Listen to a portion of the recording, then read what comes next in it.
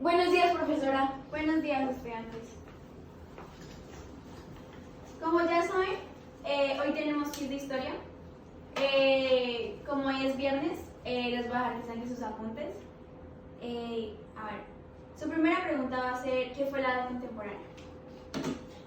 Tú, Luisa. Entonces, la edad contemporánea comprende la Revolución Francesa hasta la actualidad. Comprende un total de 231 años hasta que 300. Sí, te quedó bien. Espérate un momento, escribo sus nombres y seguimos. ¿Cuándo empieza y termina la edad contemporánea? Dale.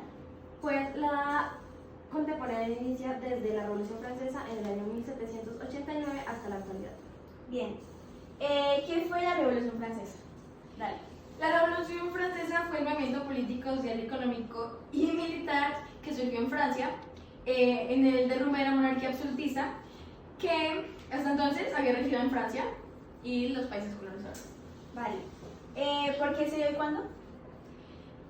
Este se dio en 1789, el 5 de mayo de 1789 y ya. Bueno, medio punto. ¿Qué consiste en la filosofía de la edad contemporánea? Luisa. Tiene dos partes, y es la filosofía analítica y el mundo anglosajón, y también tiene la filosofía continental. Bien. ¿Obras principales de Rafael Pombo? Isabel. Pues entre muchas de ellas está El Renacuajo Paseador, Mi Ringa, Mi Ronga, Mi Ringa, Renacuajo. Bueno, El pobre viejecito, La pobre viejecita. Dale, no te rías, no te rías. Ajá. Simón el Bobito, El Mosquito Feliz, La Pastorcita, El Gatito Bandido, El Niño y la Mariposa, En el Niágara, Las Horas de las Tinieblas, Noche de Diciembre, Las Flores y Las 7 Vidas del Gato. ¿Y cuál fue la que más te gustó? Las 7 Vidas del Gato. Bien. ¿Alguien me puede hablar de la Declaración de los Estados Unidos? ¿La Declaración de la Independencia, profe? Sí. Bueno, la Declaración de la Independencia fue escrita por Thomas Jefferson y eso fue el 2 de julio, en que el consistía en la colonización de las colonias americanas después de haber muchas peleas con las grandes potencias. Bien. ¿Cuándo se dio? El 2 de julio. Bien.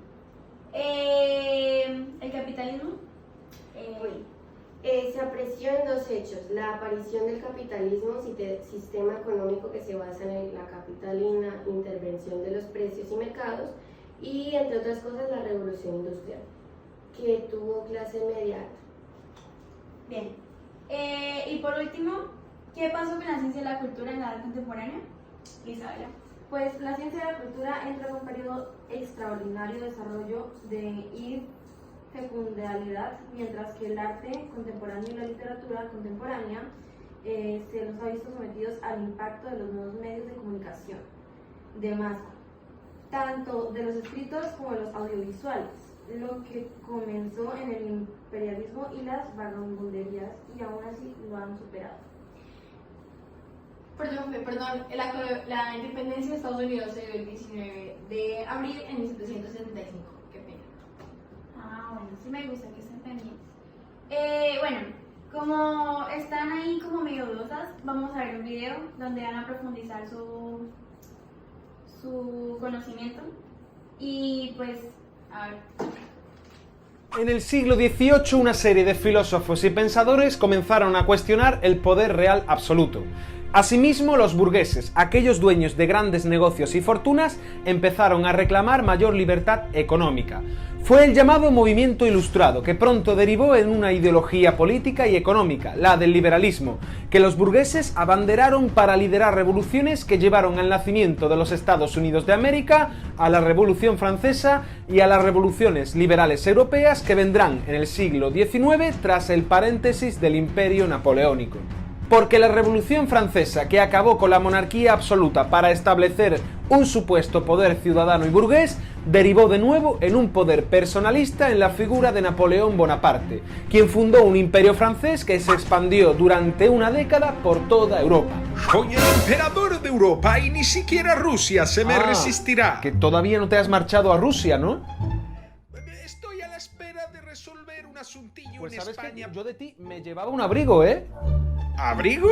¿Qué sabrás tú, chaval? Iré en verano, que no te enteras, pero ¿con quién te crees que estás hablando, Con el héroe de Austerlitz. Yo solo te aviso. Finalmente a Napoleón no le fue muy bien en Rusia, y ello llevó a su caída definitiva un tiempo después en la batalla de Waterloo.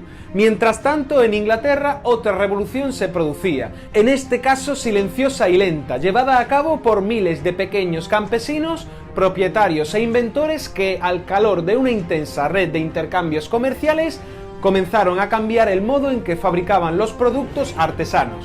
Fue la llamada Revolución Industrial, que multiplicó espectacularmente la población, el nivel de vida y los ingresos económicos de aquellos burgueses en cuyas fábricas millones de antiguos campesinos se convirtieron de pronto en obreros proletarios. Entre estos, pronto comenzó a surgir un movimiento de reivindicación que sería el germen de las grandes ideologías obreras del siglo XIX, el marxismo y el anarquismo. La revolución industrial requería de una ingente cantidad de materias primas y de nuevos mercados en los que colocar sus productos. Así nació un nuevo impulso imperialista con Gran Bretaña a la cabeza, cuyo imperio tenía posesiones en todos los continentes. A finales del siglo XIX las potencias llevaron sus tensiones imperialistas a una carrera armamentística y a una política de alianzas que ya anunciaba el gran desastre que se avecinaba. Quien lideró aquel juego de alianzas y enemistades fue Alemania, un nuevo país surgido a finales del siglo XIX, creado por el impulso nacionalista de los antiguos principados alemanes. Por aquella misma fecha nació también Italia. La Primera Guerra Mundial comenzó en 1914 y fue producto de ese sistema de alianzas que creó dos bloques enfrentados en Europa y de esa carrera armamentística por ver quién la tenía más grande. La Armada me refiero. Tras 4 largos años de guerra, aquello terminó en nada, solo en la insatisfacción en la mayoría de los países contendientes, a los que se sumó Estados Unidos, que generó un terremoto sin precedentes en la historia, el surgimiento de los movimientos totalitarios. En Rusia triunfó la mayor revolución de la historia, la del pueblo ruso, que generó la primera dictadura del proletariado del mundo y un nuevo país, la Unión Soviética. E inventamos el vodka, Así es, Lenin. Además, el miedo al comunismo dio alas en muchos países europeos a aquellos movimientos que también reclamaban el apoyo de las masas obreras, como los fascismos de Italia y Alemania, pero que no se posicionaban en contra de los poderes tradicionales, la Iglesia, la antigua nobleza y el capitalismo. Mientras tanto, Estados Unidos bailaba Charleston y vivía su particular época dorada, los felices años 20, que acabaron bruscamente con el crack del 29 y la Gran Depresión de los años 30. Europa se vio contagiada de esta crisis y aquello fue el espaldarazo definitivo para que en Alemania Hitler triunfase ante la población alemana con un mensaje mesiánico y expiatorio, con los judíos como principales culpables de todos los males. ¿Las judías? Pero sí me caen muy bien, hombre. Yo no soy racista, yo solo soy ordenado, cada uno en su lugar. Pero, ¿y los campos de concentración? ¿Qué me dices? ¿Eso no es racismo? ¿Campos de qué? No crea la propaganda francesa y alemana, los nazis seríamos incapaces de hacer algo así. Aquellos no son campos de concentración, son solo spas. ¿No quiere ir a uno? Le invito a echar una temporadita, hombre. No, mejor no, gracias, Lo que sigue a todo este embrollo, como ya sabréis, fue una nueva guerra mundial, la segunda, en la que Alemania y sus aliados intentaron relanzar aquel sueño imperial y que significó la destrucción casi por completo de Europa. La victoria de los aliados sobre Alemania e Italia llevó en 1945 a la desaparición del fascismo y a una nueva rivalidad entre las dos grandes potencias vencedoras, Estados Unidos y la Unión Soviética. Esta rivalidad entre las dos superpotencias, cada una como abanderada de una ideología distinta, liberalismo contra comunismo, dividió al mundo en dos bloques enemistados e hizo que ambos países se enfrentaran, de forma indirecta eso sí, en un largo periodo que llamamos Guerra Fría. y que terminó cuando en los años 80 a la Unión Soviética le fue incapaz de igualar la revolución tecnológica e informática de los norteamericanos.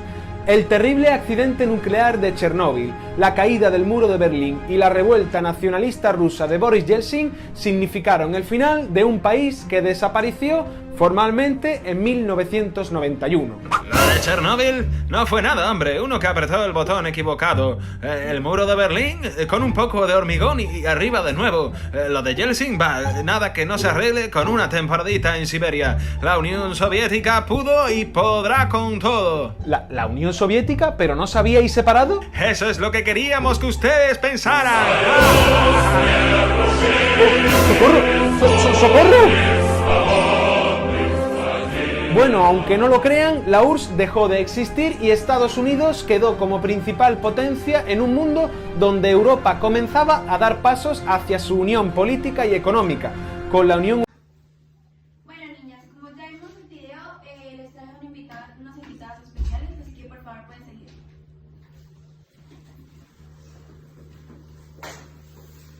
Por favor presten atención y hacen así. Bueno, mi nombre es Soren Navie. Nací en Copenhague el 5 de mayo de 1813. El 11 de noviembre de 1855 fallecí. Fui un filósofo y teólogo danés, considerado el padre del existencialismo. Mi filosofía muestra gran preocupación por la condición de la existencia humana, por centrar mi filosofía en el individuo y la subjetividad, en la libertad y la responsabilidad, en la desesperación y en la angustia. Temas que retomarían Martin Heidegger y Jean-Paul Sartre y otros filósofos del siglo XX. Crítico con dureza el hegelianismo de su época y lo que lo llamó formalidades vacías de la iglesia danesa. ¿Alguien sabe, Isabela? Perdón.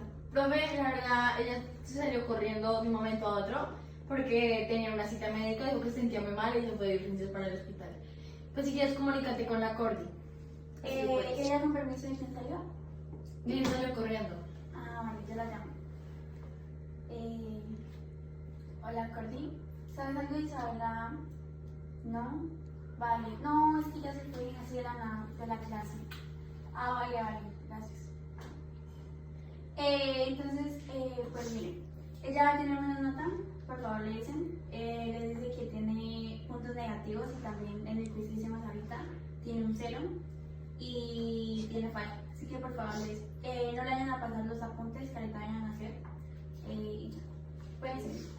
Bueno, mi nombre es Karl Marx y nací el 5 de mayo de 1818 en un lugar que hacía parte de Prusia, ahora Alemania, el cual primero empecé mi juventud siendo enseñado la religión judía, porque esa fue la que nació en mi familia, pero yo la rechacé y me convertí en un ateo.